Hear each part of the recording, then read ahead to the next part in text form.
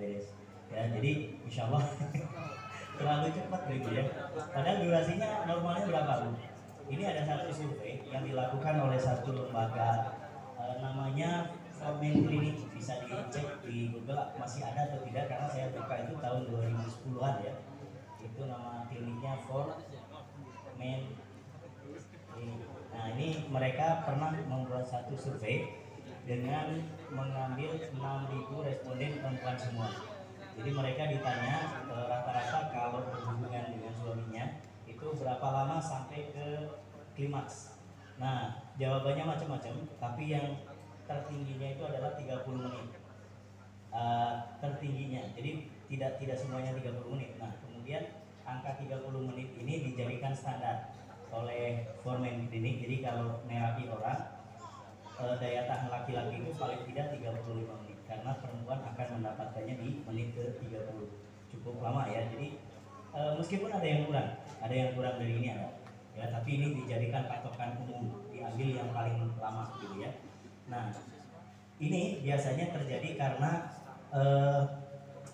intinya aliran darah yang tidak bisa mengisi korpus. Korpus itu ada dua tadi ya, namanya korpus spongiosum yang di tengah dan corpus cavernosa yang ada di samping. Jadi ada gambarnya, kalau yang cavernosa itu warnanya kuning, yang spongiosum itu warnanya hijau. Nah ini dia kayak balon, kalau lagi nggak diisi itu kecil, kalau diisi darah itu besar. Nah sementara pembuluh darahnya ini termasuk yang paling kecil ya, paling rumit, paling jauh, dan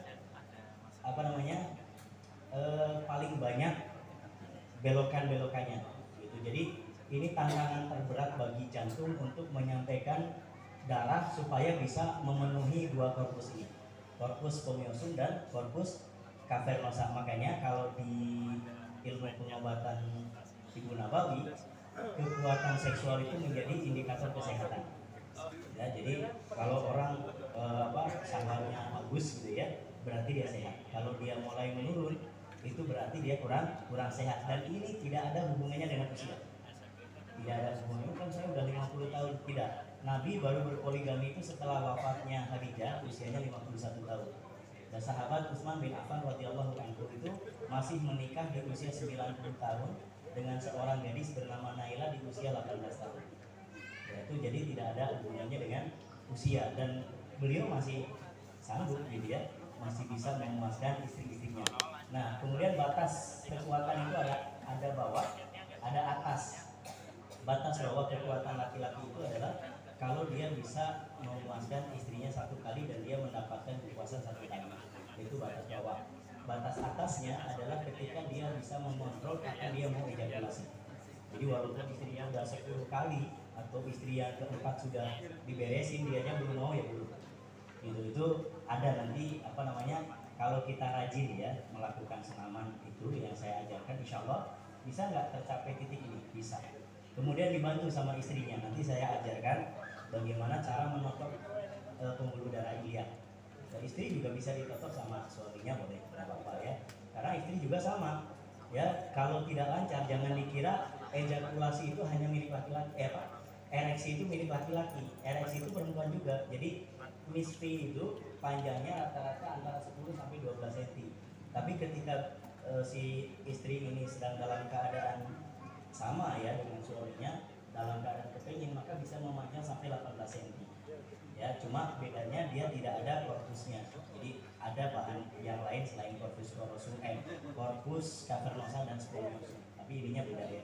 Kemudian yang kedua, aktivitas ini juga membutuhkan darah yang lancar. Kalau darahnya lancar itu dia bisa kurang dari 30 menit, bisa lebih cepat. Dan buat perempuan cepat dapat itu bagus.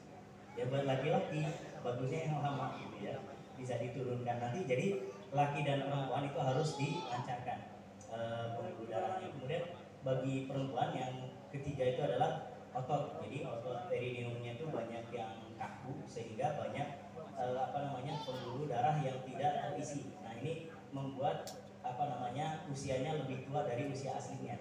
Jadi usia fisiknya bisa lebih cepat tua daripada yang seharusnya. Ini bisa kita mudahkan lagi ya dengan mensuplai darah ke situ. Makanya Kak Asep Hasan Bari, guru saya itu mengatakan kalau dipijatnya rutin, senamnya rutin, dibuka pembuluh darahnya terus-terusan, maka insya Allah usianya dari 50 akan turun ke 25.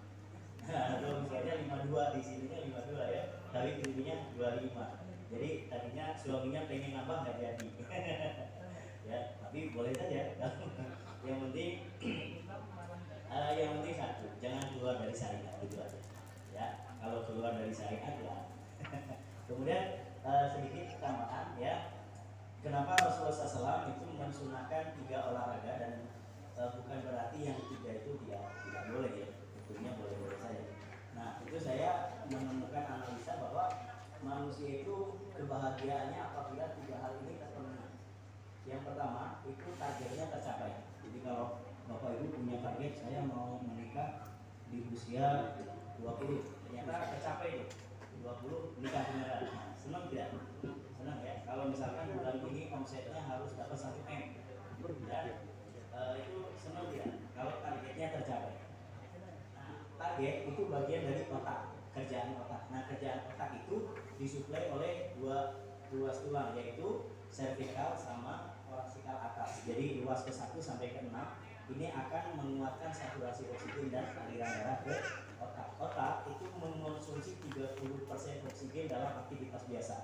Nah, jadi kalau kita pikirannya lebih kencang, dia membutuhkan lebih dari 30%.